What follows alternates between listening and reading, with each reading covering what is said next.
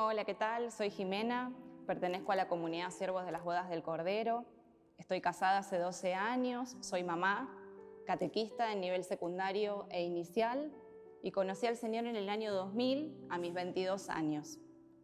En esta segunda semana de Cuaresma, el Señor nos anuncia la buena noticia a través del Evangelio según San Juan. Jesús tomó a Pedro, Juan y Santiago y subió a la montaña para orar. Mientras oraba, su rostro cambió de aspecto y sus vestiduras se volvieron de una blancura deslumbrante. Y dos hombres conversaban con él, eran Moisés y Elías, que aparecían revestidos de gloria y hablaban de la partida de Jesús que iba a cumplirse en Jerusalén. Pedro y sus compañeros tenían mucho sueño, pero permanecieron despiertos y vieron la gloria de Jesús y a los dos hombres que estaban con él. Mientras estos se alejaban, Pedro dijo a Jesús: «Maestro, qué bien estamos aquí. Hagamos 3 carpas, una para ti, otra para Moisés y otras para Elías».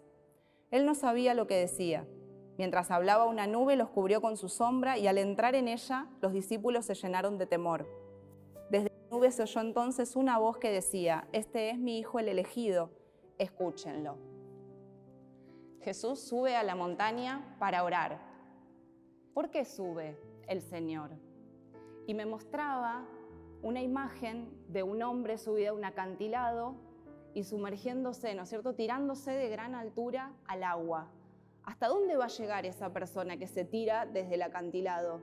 A una profundidad bien honda.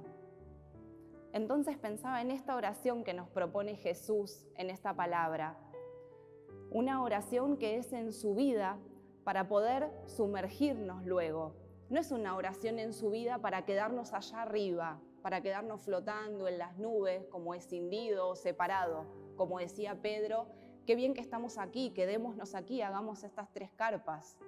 Es todo lo contrario, es una oración en su vida, pero con el propósito de llegar bien hondo, bien a lo profundo, a estas profundidades de Dios y de nosotros mismos, a poder sumergirnos, meternos, encarnarnos.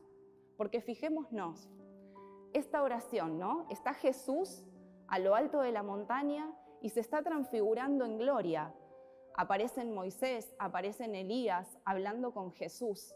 Está su rostro transfigurado, sus vestiduras que se volvieron blancas, resplandecientes. Pero esa oración no queda ahí, como decíamos, en las nubes como separados, sino que el propósito es lo que están hablando con Jesús, Moisés y Elías, que es de su entrega que va a cumplirse en Jerusalén. Esta misma lógica de la elevación para la profundidad la vemos también en los discípulos. Ellos están ahí también presenciando esta gloria de Dios y no queda ahí, sino que el propósito es luego lo que les dice Dios en forma de orden. Señala a Jesús y les dice: «Este es mi Hijo el elegido, escúchenlo». Es una orden a poner en práctica también, a obedecer, a poner por obra esta palabra que se les está manifestando. Lo místico para lo práctico, la elevación para la encarnación. Pensando en esto, se me venía la Madre Teresa, en esto de poder llevar a cabo, ¿no?, lo que el Señor nos dice en la oración. ¿Quién más práctico? ¿Quién más que haya vivido la palabra día a día, ¿no es cierto?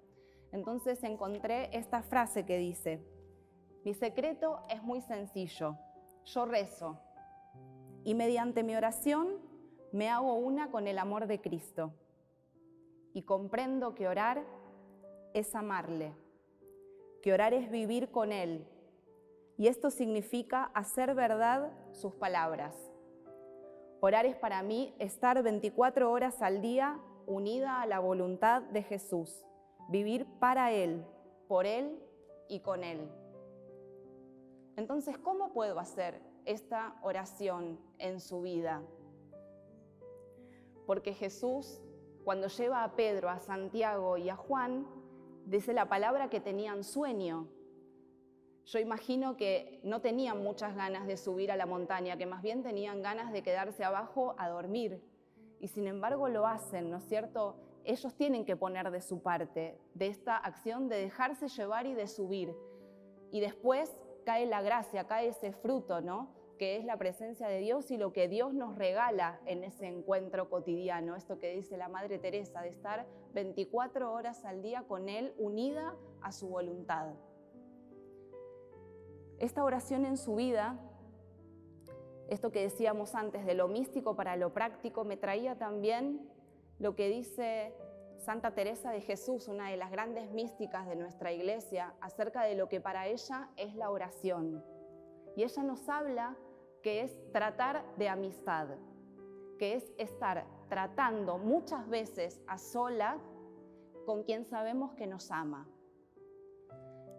Entonces creo que uniendo esto que nos dicen estas dos santas, es como el secreto, ¿no es cierto?, que podemos atesorar e intentar muchas veces de estar a solas con quien sabemos que nos ama.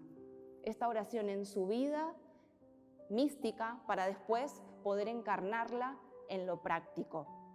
Por eso los invito durante esta semana de Cuaresma a poder quedarnos con una jaculatoria que podamos repetir continuamente durante nuestro día. Meditando en todo esto que les compartía, el Espíritu Santo me iluminaba diciendo: Jesús, amigo, permanezco en ti. Entonces, que podamos repetir durante nuestro día en esta semana, mientras hacemos nuestras cosas cotidianas: Jesús, amigo, permanezco en ti. Y otra cosa también, poder separarnos 15 minutos diarios de nuestro día, agendarlos, decir de tal hora a tal hora, esos 15 minutitos nada más de ir al encuentro del Señor, como nos decía Santa Teresa, de ir al encuentro, tratar de amistad con quien sabemos que nos ama. Dios los bendiga, bendecida semana.